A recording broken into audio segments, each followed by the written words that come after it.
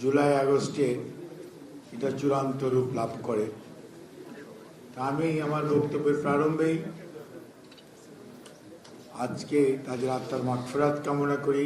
আল্লাহ রাব্বুল আলামিন তাদেরকে যাতে বেহেশত নসিব করেন এবং সাজ্জাদের মায়ের মুখ থেকে শুনলেন তার ছোট বাচ্চাও আছে, তাদের পরিবারের সদস্যরা যাতে এই কঠিন দিনে একটু ভালো থাকে, সেজন্য আমরা যেন যারা অপেক্ষাকৃত ভালো আছি তারা যাতে সবাই তাদের পরিবারের পাশে থাকি। আর সরকারের মুক্তিযুদ্ধ বিষয়ক মন্ত্রণালয় জুলাই শহীদ এবং পঙ্গুত্ববরণকারী চিকিৎসাধীন এদের জন্য একটি অধিদপ্তর করেছে, যেখানে দেশের স্বাধীনতা সংগ্রামী মুক্তিযোদ্ধাদের স্বার্থ সংরক্ষণ করা এবং বিগত গণতন্ত্র পুনরুদ্ধারের আন্দোলনে যে সকল মানুষ গুম হয়েছেন, যারা শহীদ হয়েছেন, ক্ষতিগ্রস্ত হয়েছেন এবং সর্বোপরি জুলাই আগস্টে যারা শহীদ হয়েছে, পঙ্গুত্ববরণ করেছে এবং বিভিন্নভাবে ক্ষতিগ্রস্ত হয়েছে, সেই পরিবার এবং পরিবারের সদস্যদের পাশে দাঁড়ানোর জন্যই মুক্তিযুদ্ধ বিষয়ক মন্ত্রণালয় দায়িত্বপ্রাপ্ত এবং ওনাদের কাছ থেকেই সকল ধরনের সহায়তা নিশ্চিত করার জন্য মাননীয় প্রধানমন্ত্রী জনাব তারেক রহমান আমাদের মুক্তিযুদ্ধ বিষয়ক মন্ত্রী অ্যাডভোকেট আহমেদ আজম খানকে নির্দেশ দিয়েছেন। সে অনুযায়ী কার্যক্রম চলছে। আজকে আমরা এই যে আমাদের 3 ভাই, এছাড়াও আমাদের আরো শত শত ভাইকে আমরা হারিয়েছি, হাজার হাজার মানুষ পঙ্গুত্ববরণ করেছে এবং এই ওয়ার্ডের না, পাশের ওয়ার্ডের কমিশনার ছিল চৌধুরী আলম, অনেকের মনে থাকার কথা। ইলিয়াস আলী আমাদের সহকর্মী ছিল। ইলিয়াস আলীকে দিয়ে শুরু, তারপরে শত শত নেতা কর্মী গুম হয়েছে। আজকে তারা কোথায় আছে আমরা জানি না। জুলাই শহীদদের তাও তো অনেকেরই কবর খুঁজে পাওয়া গেছে বা কবর দেওয়ার সুযোগ হয়েছে, কিন্তু যারা গুম হয়েছে তারা জীবিত না মৃত। আপনি চিন্তা করেন, তাদের ছেলে মেয়েরা, পরিবারের সদস্যরা বলতে পারে না, আমরাও বলতে পারি। এই যে একটি দুর্বিষহ অবস্থা, এই যে একটি মনোকষ্ট, এই যে একটি যাতনা, যেটি একটি পরিবারকে সারাটি জীবন বয়ে বেড়াতে হবে এবং খালি এই জেনারেশন না, পরের জেনারেশনও এটা বয়ে বেড়াবে। এই কষ্টে যারা না পড়েছেন তারা বুঝতে পারবেন না যে কষ্ট কি ধরনের কষ্ট। কাজেই আজকে আমাদের চিন্তা করার সময় যে আমরা যে বিভিন্নভাবে বিভিন্ন বক্তব্য কেউ দিচ্ছেন, কেউ ভিতর থেকে বাহির থেকে বিভিন্ন ধরনের হুঙ্কারও দিচ্ছেন, বিভিন্ন ধরনের ষড়যন্ত্রের কথা পত্র পত্রিকায় শোনা যায়। কিন্তু একটি জিনিস তো আমাদের সবার মনে রাখতে হবে, এই যে বাংলাদেশ বিগত 19 বৎসর গণতন্ত্রহীন থাকার পর 12ই ফেব্রুয়ারিতে একটি জাতীয় নির্বাচন হলো, যেখানে মানুষ দীর্ঘদিন পরে 800-এও কিন্তু মানুষ নিশ্চিন্তে ভোট দিতে পারে নাই। তখনও কিন্তু ভোট সত্যিকার অর্থে যেটা হওয়া উচিত সেই ধরনের ভোটের প্রতিফলন মানুষ দেখে নাই। এবারই প্রথম যেই ভোট জনগণের ভোট, জনগণের অংশগ্রহণের ভোট, নিশ্চিন্তে নির্বিঘ্নে নির্ভয়ে মানুষ তার ভোটাধিকার প্রয়োগ করেছে এবং মানুষ যাদেরকে দায়িত্ব দিয়েছে, যাদের উপর আস্থা রেখেছে, সেটিও আপনার মনে রাখতে হবে। সেটি হচ্ছে বর্তমানে আমাদের প্রধানমন্ত্রী জনাব তারেক রহমানের নেতৃত্বে বাংলাদেশ জাতীয়তাবাদী দল।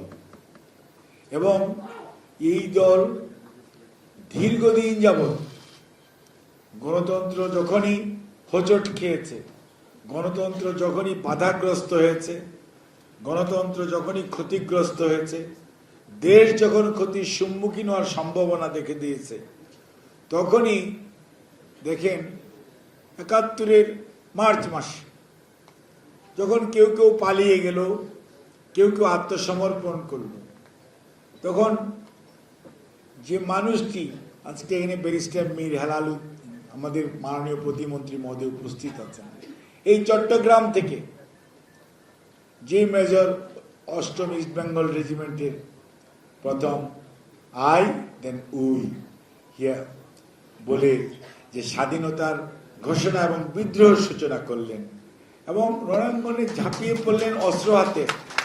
অর্থাৎ দেশ যখন একটা অন্ধকার অমানিসার দিকে যাচ্ছে, হতাশায় নিমজ্জিত হচ্ছে, তখন হাল ধরলেন জিয়াউর রহমান। আমাদের তো তখন মনে আছে, আমরা কানে শুনেছি কালুরঘাট বেতার কেন্দ্রে সেই ঘোষণা। আমরা তো এটা অবিশ্বাস করতে পারি না, it is the ground reality. আজকে সেটাকেও মুছে ফেলার চেষ্টা করা হয়েছে।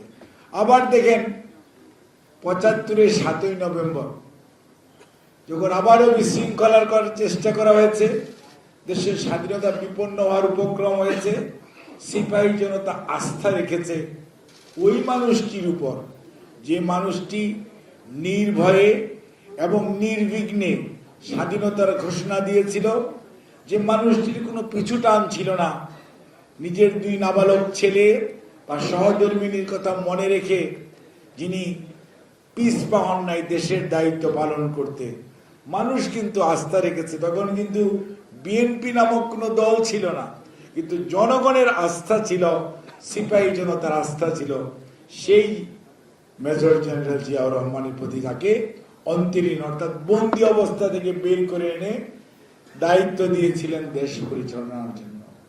আমি কথাগুলি বলছি এই জন্যই যে আমাদের প্রতিষ্ঠাতা, বিএনপির প্রতিষ্ঠাতা শহীদ রাষ্ট্রপতি জিয়াউর রহমান এমন একজন দেশপ্রেমিক মানুষ, যার প্রতি মানুষের আস্থা এবং বিশ্বাস ছিল। তার ধারাবাহিকতা আপনারা দেখেছেন। 3.5 বছর মাত্র রাষ্ট্র পরিচালনার সুযোগ পেয়েছেন।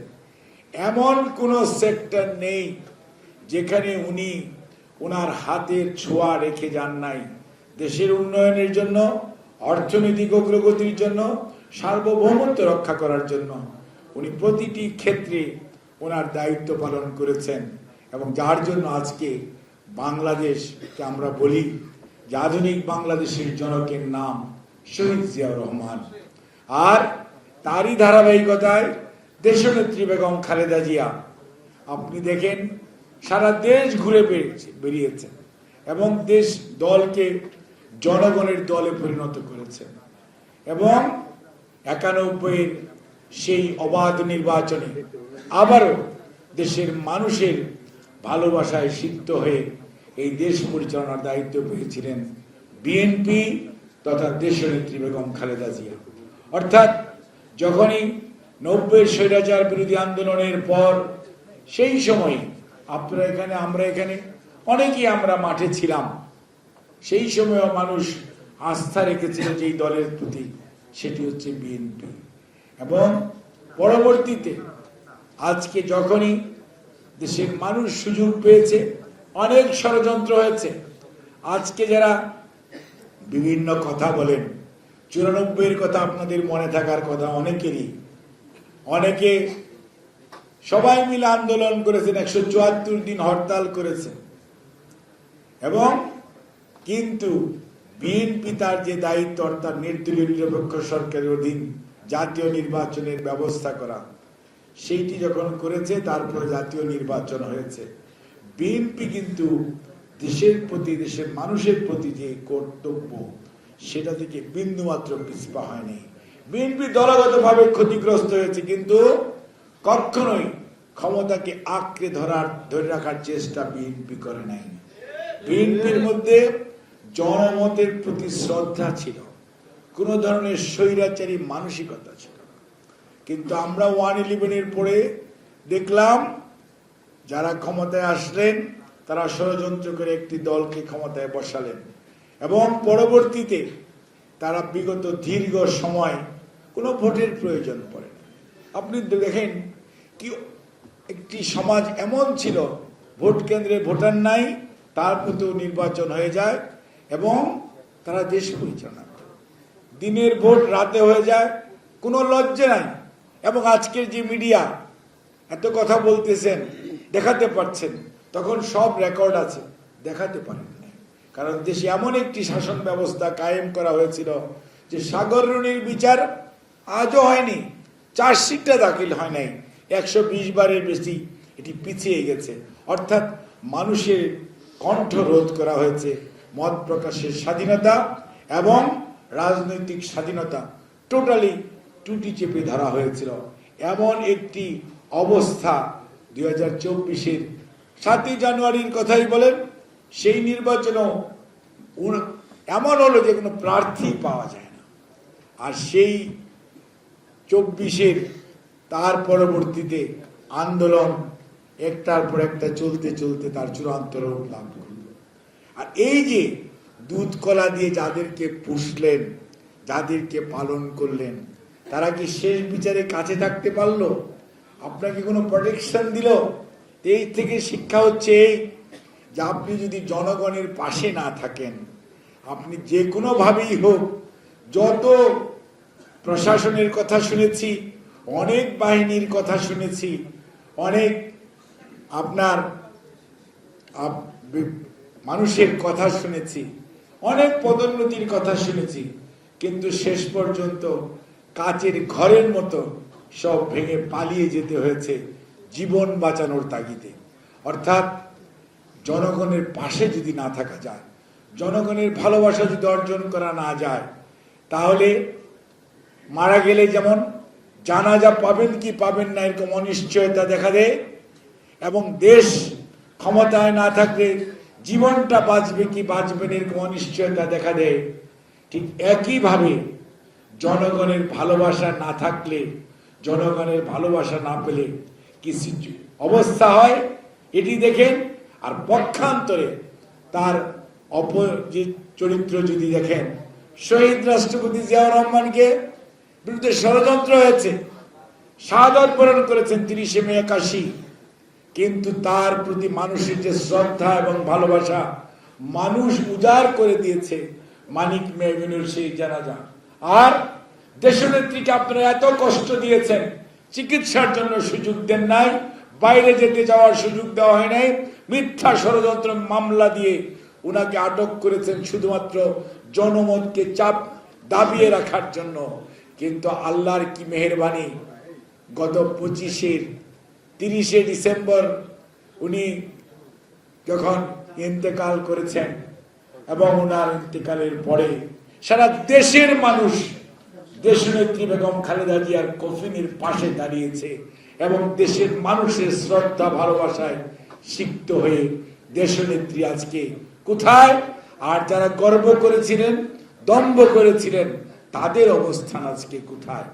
কাজেই আমি শুধু এটুকুই বলতে চাই যে আমরা আমাদের আয়নাতে যেমন চেহারা দেখা উচিত, অতীত থেকে যেমন শিক্ষা নেওয়া উচিত, আমাদের বর্তমানকে এমন ভাবে সাজানো উচিত যাতে আমাদের ভবিষ্যৎ আরো উজ্জ্বল হয়।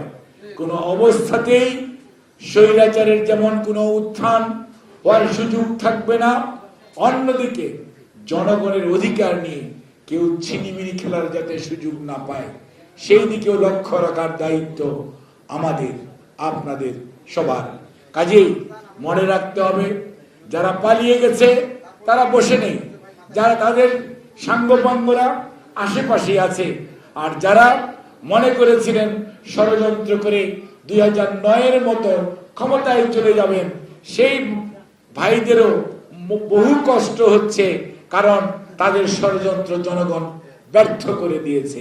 কাজেই মনে রাখতে হবে, এই জন আকাঙ্ক্ষাকে, এই জনগণের যে ঐক্য, এই ঐক্যের মধ্যে ফাটল ধরানোর জন্য কেউ কেউ বিভিন্নভাবে চেষ্টা করতে পারেন, কিন্তু মনে রাখতে হবে বাংলাদেশ জাতীয়তাবাদী দল জনগণের দল, জনগণের আশা আকাঙ্ক্ষার প্রতিফলন ঘটানোর দল, এবং জনগণের আশা আকাঙ্ক্ষাকে প্রতিফলিত করার জন্য যে দলটির সৃষ্টি হয়েছে তার নাম সকল ধর্ম বর্ণ নির্বিশেষে সকল মানুষের অধিকার সংরক্ষণের দলের নাম বাংলাদেশ জাতীয়তাবাদী দল।